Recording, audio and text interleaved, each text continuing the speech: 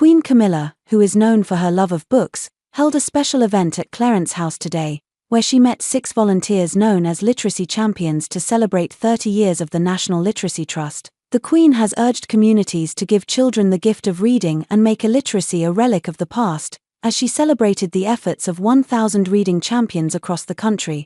At an event at Clarence House today, 6 of the volunteers known as literacy champions from Cornwall, Bradford, Stoke and the North Yorkshire coast met Camilla to celebrate 30 years of the National Literacy Trust. The charity has been credited with inspiring more than 5 million children to immerse themselves in books, working with nearly 17,000 schools. In 2023 alone, it gifted more than 500,000 books and in the past year, reached 10,000 parents of under 5s. Camilla, a passionate advocate of literacy and books, is patron of the NRT, which supports families with young children to help them develop the literacy skills they need to get the most out of life. After being handed some of the ambassador's favorite books to read over the summer, including Handle with Care by Shreya Sen Handley and Maya Angelou's I Know Why the Caged Bird Sings, she told her guests, "A huge thank you to you all. You all do a brilliant job. I hope the next 30 years will achieve something that makes illiteracy a relic of the past. Thank you so much for all you do." From bus drivers, teachers, and football coaches, to librarians and youth leaders, the charity has committed to creating a library in every primary school in the UK by 2028. Supporter and award-winning writer Mallory Blackman, described as a national treasure for her books for children and young people, said it was important to break down barriers for youngsters who have yet to discover the joy of reading.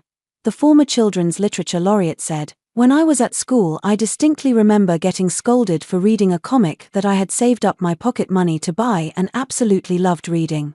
The teacher tore it up and embarrassed me in front of the whole class, saying I shouldn't be reading such rubbish. But our own Queen will tell you, it doesn't matter what you are reading, whether it is a comic book, a novel or an encyclopedia, as long as you are engaged the possibilities are endless." We still need to change attitudes to reading to give young disadvantaged children a chance of lifting themselves up, whether that is in life from their backgrounds or purely as a form of escapism for their mental well-being. There is no such thing as the wrong book, so let's get kids reading. One of the literacy champions chosen to meet the Queen was 10-year-old Jaden Loans. The lad from Stoke-on-Trent changed his reading habits with the help of a school mentor so much so that he now runs a scheme at his school where each Friday he wheels out a trolley of books for parents to choose and swap back, after they have read them at home. Jaden revealed his love of reading was ignited by comedian-turned-best-selling children's author David Walliams. He said, "I love everything about his books, but what I like best is that books can relax you and make you laugh. You can share them with your friends and swap stories on your best bits, and now we all love reading." His mum Caroline Loans said, "We couldn't be prouder of him." Simone Reed, 40, from East Bowling, Bradford also became a Bradford literacy champion during the pandemic to help herself, her daughter, Talia, 9 and her community engage with literacy while schools were closed. She said, "Reading is the best gift you can give anyone. It opens worlds and it opens doors to bigger and better things in life, and everyone has a responsibility to the next generation." Adele Parks, author of 23 best-selling novels including the recent bestsellers Just Between Us and One Last Secret, said whole communities have a responsibility to engage children in reading. She said, "The joy of books and reading shouldn't start and end with school, or just in the home away from others.